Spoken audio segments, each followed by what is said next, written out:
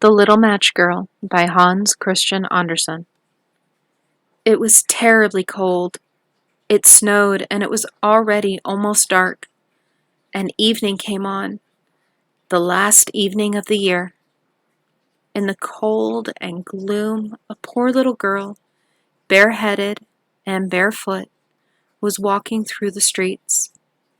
When she left her own home, she certainly had slippers on, but of what use were they? They were very big slippers, and her mother had used them till then, so big were they. The little maid had lost them as she slipped across the road, where two carriages were rattling by terribly fast. One slipper was not to be found again, and a boy had seized the other and run away with it. He thought he could use it very well as a cradle, some day, when he had children of his own.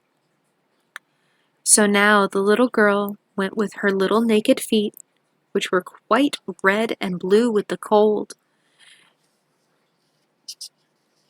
In an old apron she carried a number of matches, and a bundle of them in her hand.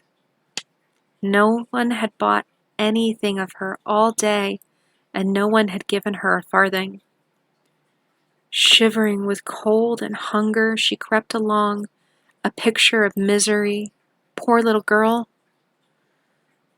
The snowflakes covered her long fair hair, which fell in pretty curls over her neck, but she did not think of that now.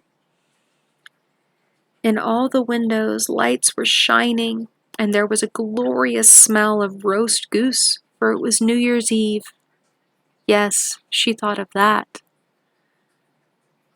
In a corner formed by two houses, one of which projected beyond the other, she sat down cowering. She had to draw up her little feet, but she was still colder, and she did not dare to go home, for she had sold no matches, and did not bring a farthing of money.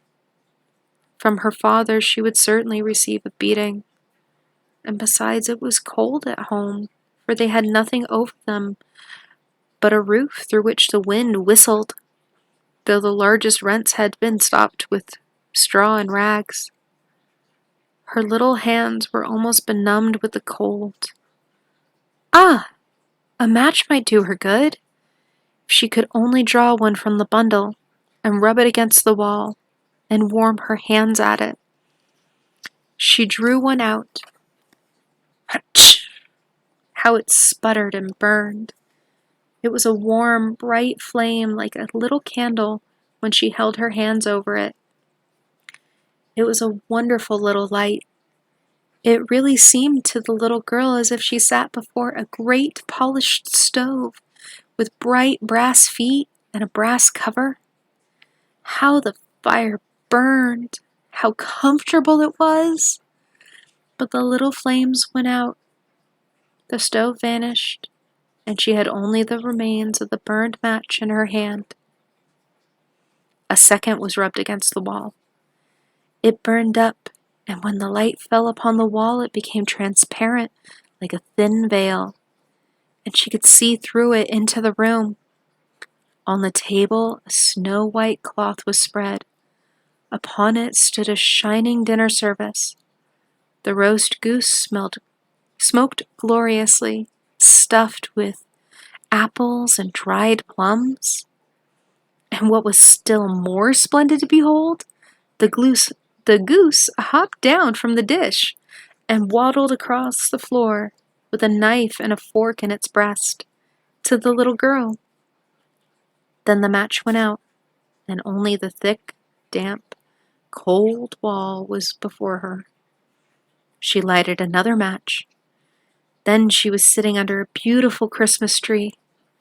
It was greater and more ornamented than the one she had seen through the glass door at the rich merchant's.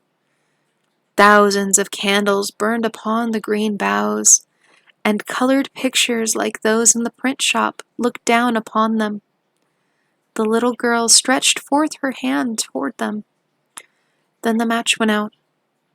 The Christmas lights mounted higher. She saw them now as stars in the sky. One of them fell down, forming a long line of fire. Now someone is dying, thought the little girl, for her old grandmother, the only person who had ever loved her, and who was now dead, had told her that when a star fell down, a soul mounted up to God. She rubbed another match against the wall. It became bright again, and in the brightness, the old grandmother stood clear and shining, mild and lovely. "Grandmother," cried the child, "oh, take me with you. I know you will go when the match is burnt out. You will vanish like the warm fire, the warm food, and the great glorious Christmas tree." And she hastily rubbed the whole bundle of matches, for she wished to hold her grandmother fast. And the matches burned with such a glow that it became brighter than in the middle of the day. Grandmother had never been so large or so beautiful. She took the little girl in her arms, and both flew in brightness and joy above the earth, very, very high, and up there was neither cold, nor hunger, nor care. They were with God. But in the corner, leaning against the wall, sat the poor girl with red cheeks and smiling mouth, frozen in death on the last evening of the old year. The New Year's sun rose upon a little corpse. The child sat there stiff and cold, with the matches of which one bundle were burned. She wanted to warm herself, the people said.